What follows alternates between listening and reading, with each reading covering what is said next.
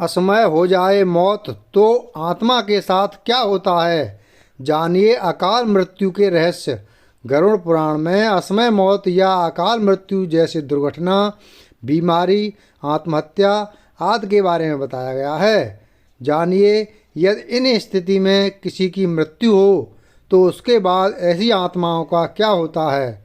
जिसका जन्म इस संसार में हुआ है उसकी मृत्यु भी निश्चित है और यह अटल सत्य है जिसे कोई टाल या बदल नहीं सकता। मृत्यु ऐसी स्थिति है जिससे कोई प्राणी नहीं बच पाया, लेकिन जिस तरह जीवन जीने के कई तरीके हैं, ठीक उसी तरह मृत्यु भी कई तरह से आती है।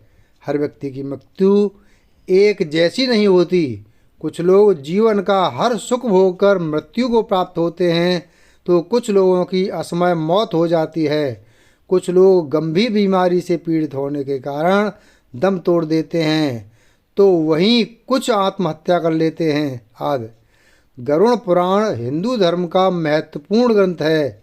इसमें भगवान विष्णु द्वारा जन्म और मृत्यु के साथ ही मृत्यु के बाद की स्थितियों के बारे में बताया गया है।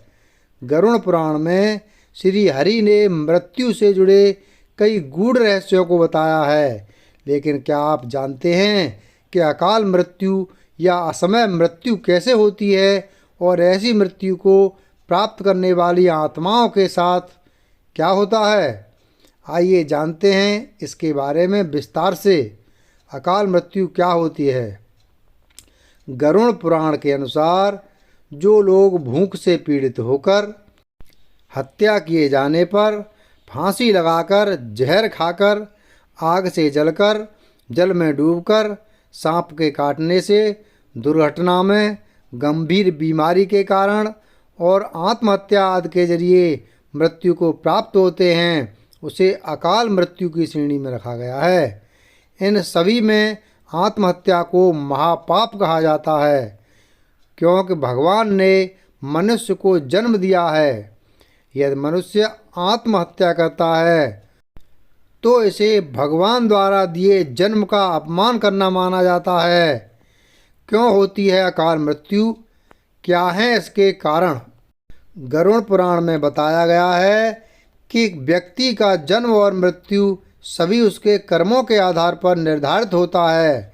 ऐसे लोग जो पापी होते हैं, दुराचार करते हैं, स्त्रियों का शोषण करते हैं, झूठ बोलते हैं, भ्रष्टाचार और कुकर्म आदि करते हैं, वो इन्हीं कारणों से अकाल मृत्यु को प्राप्त होते हैं।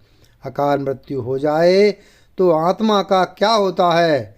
गरुड़ पुराण के अनुसार जिनकी अकाल मृत्यु होती है उनकी आत्मा की आयु भी अधूरी मानी जाती है, यानी ऐसी आत्माओं का जीवन चक्र पूरा नहीं होने पर इनकी आत्माओं को स्वर्ग या नरक कहीं भी स्थान नहीं मिलता और ये भटकती रहती हैं। यदि किसी पुरुष की अकाल मृत्यु होती है तो उनकी आत्मा भूत, प्रेत, पिशाच, कुष्मांडा, ब्रह्मराक्षस, बेताल और क्षेत्रपाल योनि में भटकती है। वहीं यदि स्त्री की अकाल मृत्यु हो जाए तो इनकी आत्मा अलग अलग योनि में भटकती है। वहीं किसी नवयुवती स्त्री या प्रसूता की अकाल मृत्यु हो जाए तो वह चुड़ैल बन जाती है।